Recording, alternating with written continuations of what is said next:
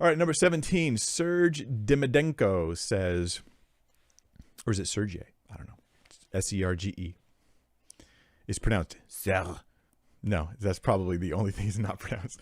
How can we believe in the doctrine of original sin and also believe that if a child dies, they go to heaven? Inheriting original sin from Adam makes every child that dies unredeemed.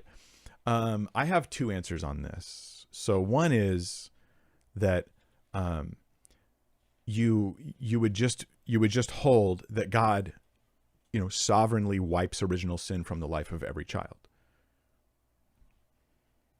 I don't see the logical problem with that perspective. There's certainly been plenty of people who felt that way in the past.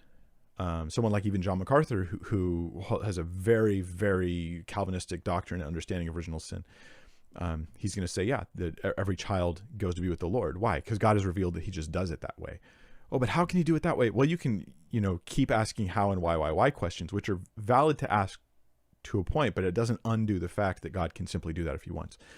And here's where full disclosure, I legitimately have a different understanding of original sin, which I believe there is original sin. There's the impact of sin on all mankind. All of sin and fall short of the glory of God. You cannot be redeemed apart from the grace and forgiveness of Christ.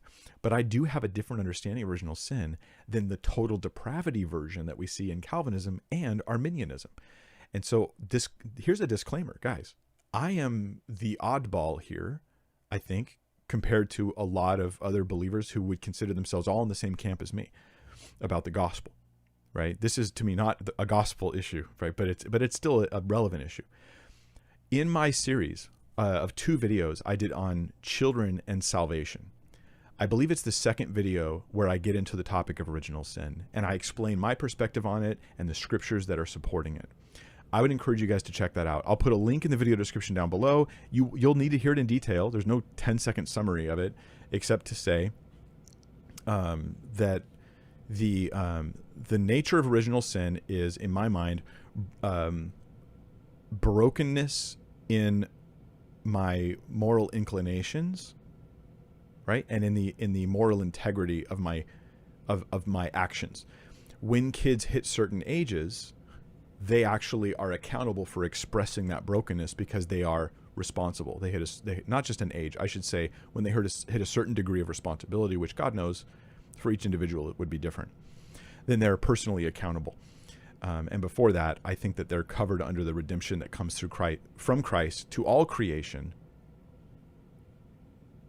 That I explain it more in the video. I feel as though I'm going to confuse people by trying to summarize those views too abruptly.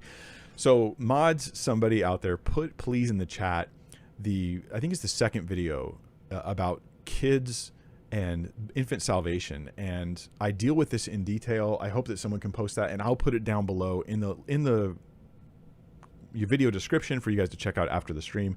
If you're so inclined, you can hear my case for that.